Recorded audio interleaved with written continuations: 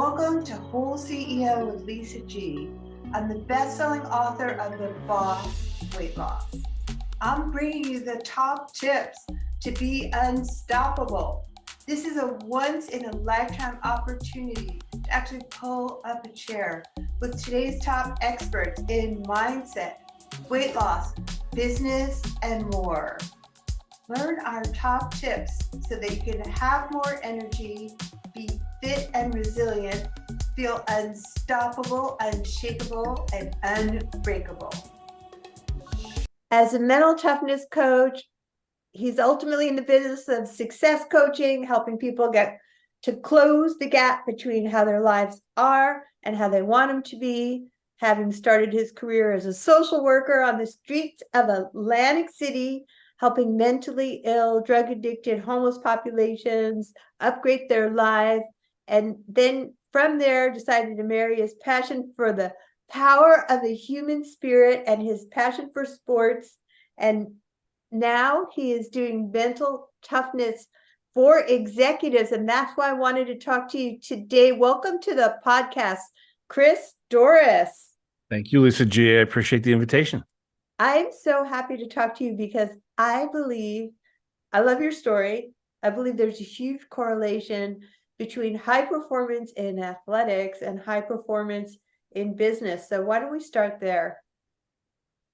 It's even more than a correlation. It's identical. It's not correlated. It's the same. Right. So it's like what we're talking about is, so I've chosen to dedicate my life and my creative vocation in the world of what I refer to as mental toughness training or mental toughness coaching. So let's just start with the definition, my definition of that. Okay, so we'll create the right context for this. My definition of mental toughness is it's a skill. It's a profound skill that's hard-earned with tons of training and practice. And the skill is the ability to rapidly respond to all of life with grace, mastery, enthusiasm, and creative genius so that you can get to the creation of excellence fast with least effort. All right. And I'll say that again, maybe not verbatim. Maybe not verbatim.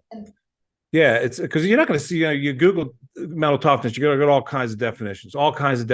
You're not going to get this one. This is my definition. Okay. Which is it's an ability, it's a skill set, it's profoundly powerful ability to respond. And it's the result of tons of practice. And we can get into that stuff so that you are able to respond to all, not some, not most, all of life rapidly with grace, mastery, enthusiasm, and creative genius so that you can get to the creation of excellence, which is what we're all designed for, by the way, rapidly and with least effort, which is very similar, by the way, to the zone, right? The peak performance state. Getting in the zone.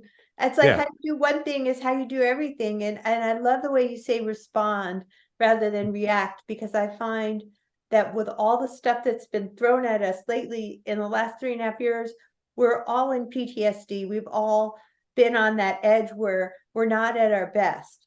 And that's why I want to talk to you about mental toughness. Of how can you possibly pause when a stressor happens and know how to respond for the best? So I rely on these phrases that I call them mental toughness mantras. In fact, I just wrote a book on it. It just came out, and it's called The Book of Mental Toughness Mantras. And what I've done, the reason that the book exists is because I use these tools. These mantras are literally tools. So let me create an analogy before I even go further into that. Think about a master craftsman. A master craftsman builds amazing stuff. And the craftsman, like a master craftsman, has an unbelievable set of tools available to use to make the creation of beauty and mastery easier, faster, more efficient, right? And more spectacular. Absolutely. And it requires the craftsman to understand the tools deeply, to know how to use them, to know when to use them, to know what circumstances the tool is perfect. Like which tool is perfect for this, right? Like a master craftsman could have like 17 different kinds of saws, a miter saw, a hacksaw, a table saw, all kinds of saws. And they all cut stuff, but they don't cut the same stuff, or they don't cut it the same way. So there's certain tools, even if they're similar, that are perfect for certain situations. That's what these mantras are. They're phrases, short phrases, like ain't bad, just is. Complaining is stupid. Create the state, don't wait. I have like jillions of these. I love these. I'm So getting what we do is we familiarize ourselves with these tools. This is the book. I wasn't planning on no, I'm gonna send you well, I want a signed copy. I'm gonna email you back. That's so cool. I love the so it's called the mantra. Book of Mental Toughness Mantras. And it's got 52. So it's like one for each week of the year. It doesn't need to be. It just worked out that way. And what they are, they're phrases, like I was mentioning them, and you use them. So here's the practice. Let's take a real life one. Okay. So this past week, I had multiple appliances in my house fail. Correct. Okay. I cleaned that sentence up, by the way, for your audience. I was going to go a different direction. I'm a clean Philly guy. I'm a South Jersey guy. I got language. Yeah, no, I get it. I just try to be professional over here, which takes a little bit of effort. So anyway, my water heater blew. It just rotted out. So I go out in the morning into the garage to go, I just I'm taking out recycling and whatnot. I walk in there and it feels like a jungle. And what the hell's going on in here? And I see water all over the floor. And I realize, okay, it's the water heater. My instant response wasn't skillful. It wasn't a response. It was a reaction. Right. So it was not premeditated. This isn't what happened. What I'm about to say is not what happened. Yes. I walk into the garage. I become cognizant of the fact that the water heater is broken and there's water all over the place and some stuff is ruined, right? Like the stuff that was in boxes and whatnot. And so then what didn't happen is I go, oh, how interesting. How shall I respond to that? I think I'll drop some F-bombs. I didn't do that. I just went straight to F-bombs. In other words, I just got, well, anyone would, given that circumstance.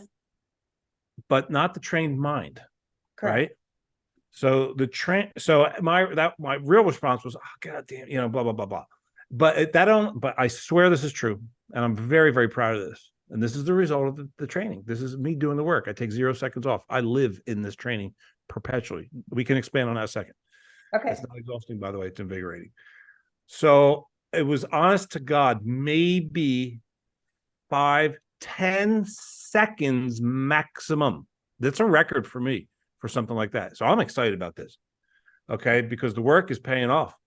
So where I said, okay, well, this is the best damn thing could happen. So that's another mantra. I just used that. I love that one. That's such a great one. And it's a gift in whatever silver line. That's another one, which is the problem is the gift.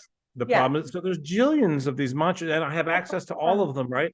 Yeah. So I'm going to use them in this moment. That is the practice, is to catch. I call it catch, own, and replace. I catch myself when I'm below the O line. Doesn't make sense to anybody right here, but it means when I'm less than neutral, when I'm having a bad reaction.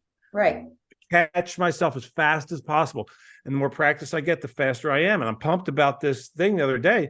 I'm like super excited about my reaction time. So I chose a mantra. I'm like, oh, this is the best damn thing could happen. Now, somebody was with me and they're like, what are you talking about, bro? What do you mean? How's this even the best thing? I would have said, I don't know yet, but I'm telling you right now, by virtue of the way I'm choosing to react to it, I'm going to create something from this. And that's another mantra, which is every set of circumstances can be created from if viewed masterfully. I love this kind of stuff.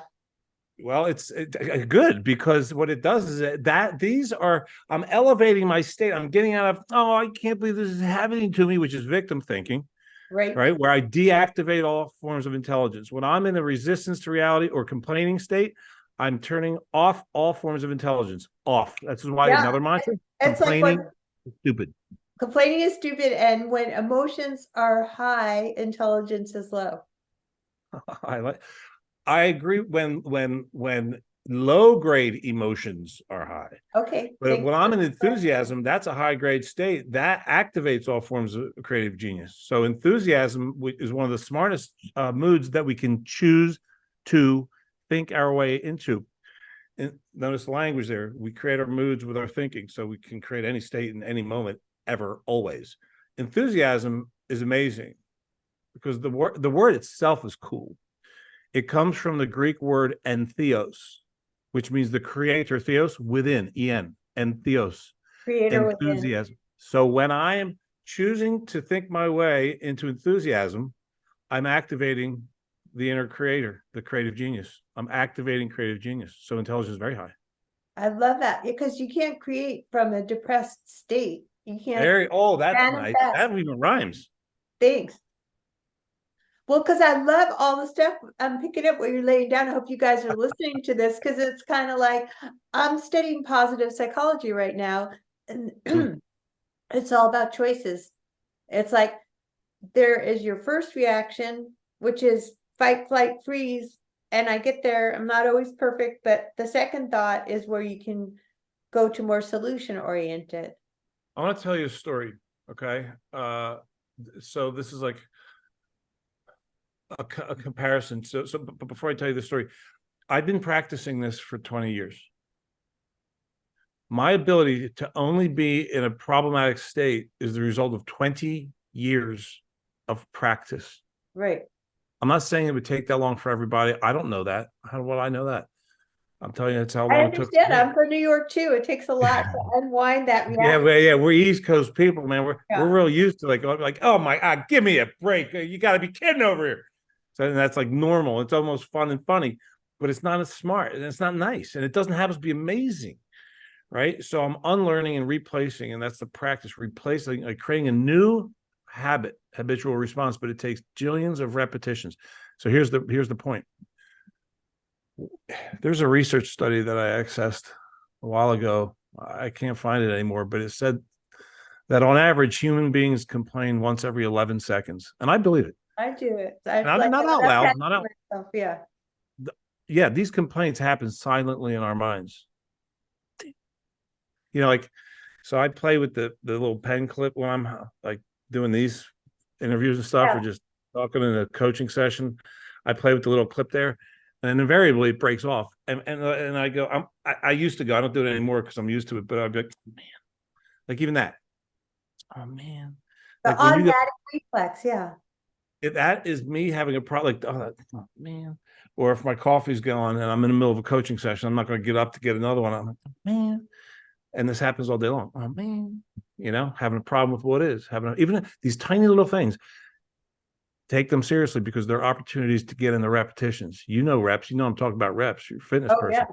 Well, it's the same with the brain. Getting the reps. You got to get the reps in. You got to get the reps. Now, the difference between physical training and mental training is you can't overtrain here. You don't need a gym. You don't need equipment. You can't overdo it. You ain't going to get tired. It's like all day, every day. One of my mantras is 0 seconds off. I love that. Yeah, and it's not. It could sound exhausting, but it ain't. What's exhausting is living in low-grade states that have me feel crappy. That's exhausting. What is invigorating is catching myself and going, I don't need to be here right now, and elevating my state. Now, there's nothing wrong with feeling bad. It's the question is, are you doing it on purpose? Like, if you're doing it on purpose, do it great. Go break some shit. I mean, if you're going to be pissed off, do it like a champ. Yeah. Don't hurt anybody. Don't break laws, but you can go break bottles or whatever you want to do. But after a while, you're like, I don't know if this is making me amazing. Right. So I'm going to get to the story in a second. But the point is, you got to practice.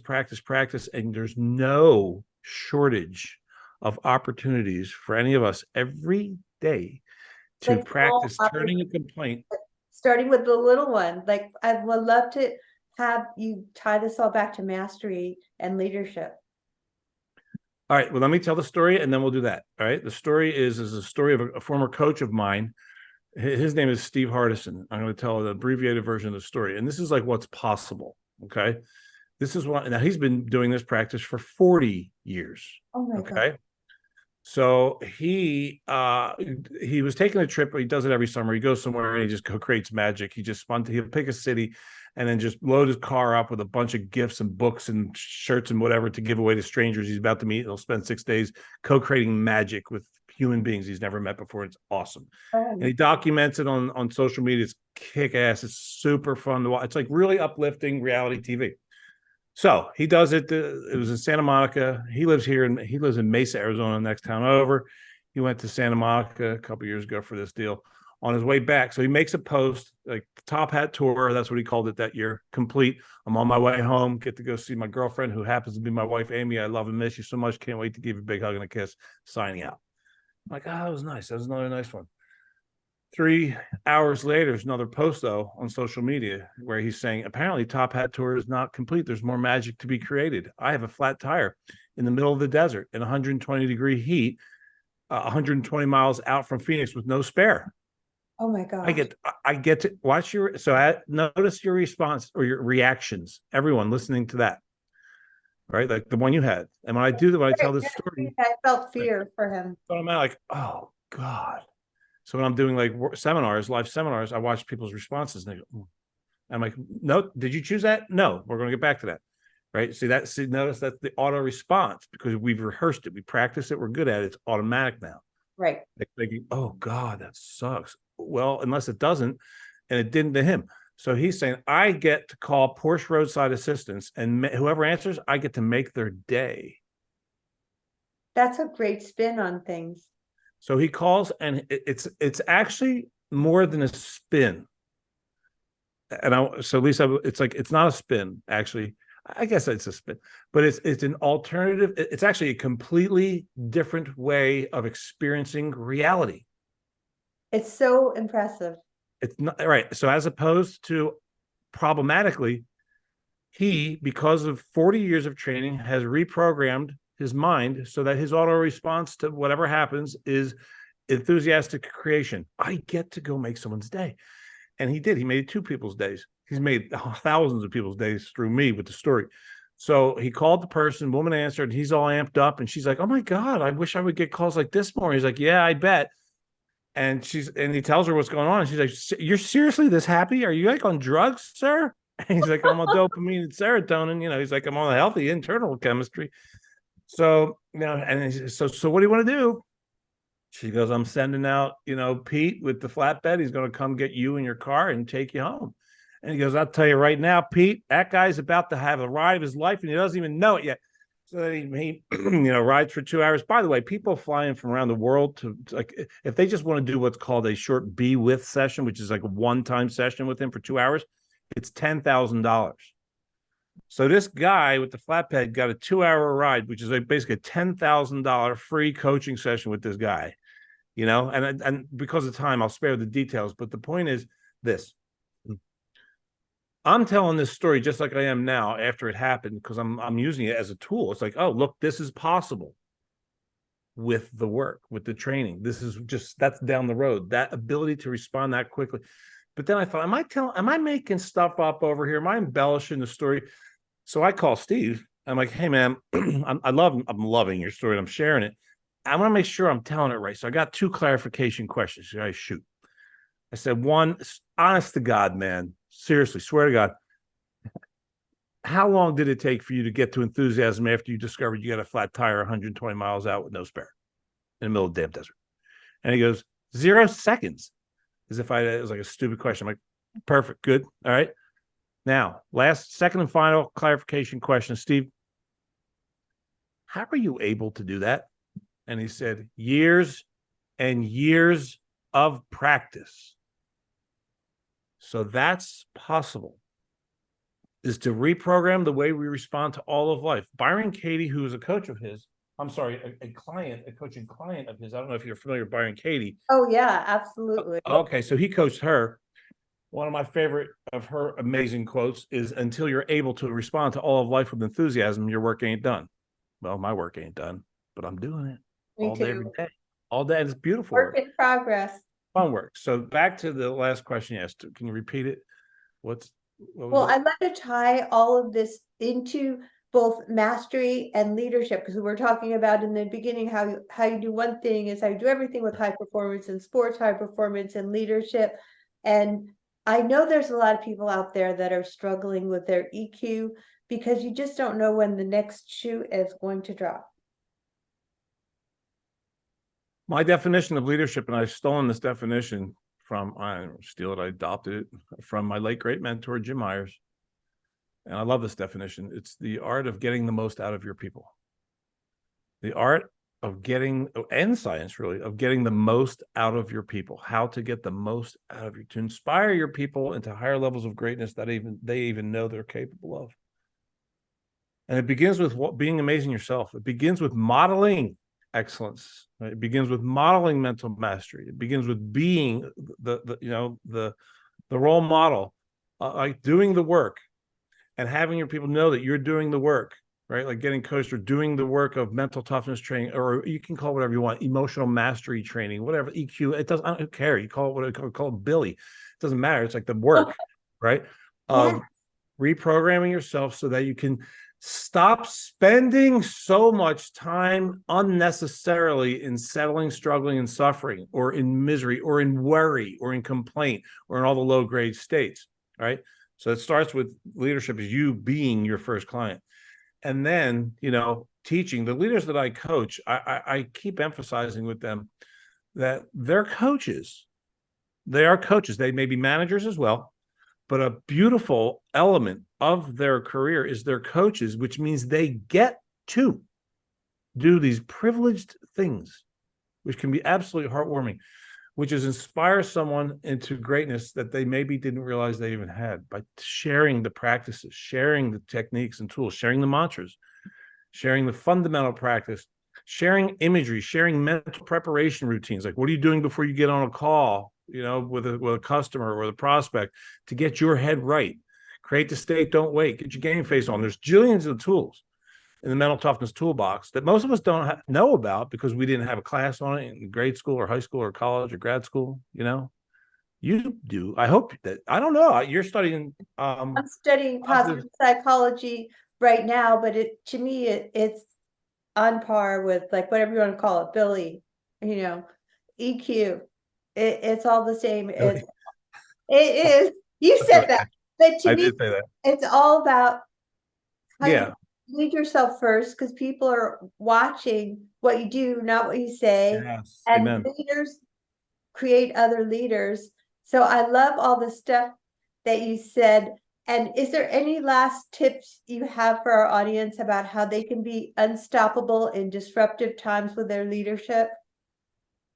Yeah. The first step is stop complaining. Okay. I'm not kidding. Is start eliminating complaining as a behavior because it makes you stupid. It's the opposite of what we're talking about this entire conversation. Right. It seriously is like the opposite, right? So it's a popular behavior that we've all learned to practice, and now it's effortless. Let's stop it, because it really is. It's interfering with our ability to be able to be what we're designed to be, which is miraculous, creators of miracles. So start eliminating complaining and replace your complaints. Use your complaints, and if the scientists are right, you can do this once every 11 seconds, so get the reps. Right? Utilize your complaints as opportunities to get mentally stronger, and turn those complaints into statements of gratitude, expressions of gratitude, or anything else, or use mantras, create your own mantras, whatever, but don't settle for those low grade, learned, pathetic responses to life. And that alone will alter your life and your ability to get the most out of your people. Oh, I love this, Dorris. I'm getting the book. Where can people find more of your good stuff? One of my favorite things is I have what's called the Daily Dose, mental toughness tips in 30 seconds or less. So I totally appreciate your asking me this, Lisa. It's very gracious of you. It's this is the best thing I've ever created. The book of mental toughness mantras. The second best thing I've ever created is called the Daily Dose. Mental toughness tips in 30 seconds or less. So if you go to my website, which is ChristopherDorris.com, right there on the homepage, on the right there, you sign up. I never sell stuff on there. I'd sell stuff on my website, but I don't sell stuff on there on the Daily Dose. I don't put, it's just a nugget of gold. What it is, I've taken all these mental toughness constructs or concepts or tools, disciplines, and practices, and reduced them down to like neutron star density, so you can seriously consume it in 30 seconds or less, unless you're an absurdly slow reader, which is fine. And what it does, we sign up and it comes to your mailbox 6 a.m. every single day of the year. Got it. Yeah, and that helps you get your brain right, get your mind right. It reminds you hey, there's stuff I can do to be a better thinker today. So that's one, ChristopherDorris.com. And that's where you go. That's where you can go to get all the stuff. Awesome. Well, good. I got a podcast called Tough Talks, Conversations on Mental Toughness, and that's all on the website. I love the tough talks. I love everything you're up to. Thanks for being a great guest on WholeCEO with Lisa G. Thanks for coming to WholeCEO with Lisa G. After over 20 years helping people lose weight and get fit, I'm so excited to announce that I found the missing link with my coaching. Message me if you want to learn how to look better, feel better, and go faster with a master. Lisa G at lisagfit.com.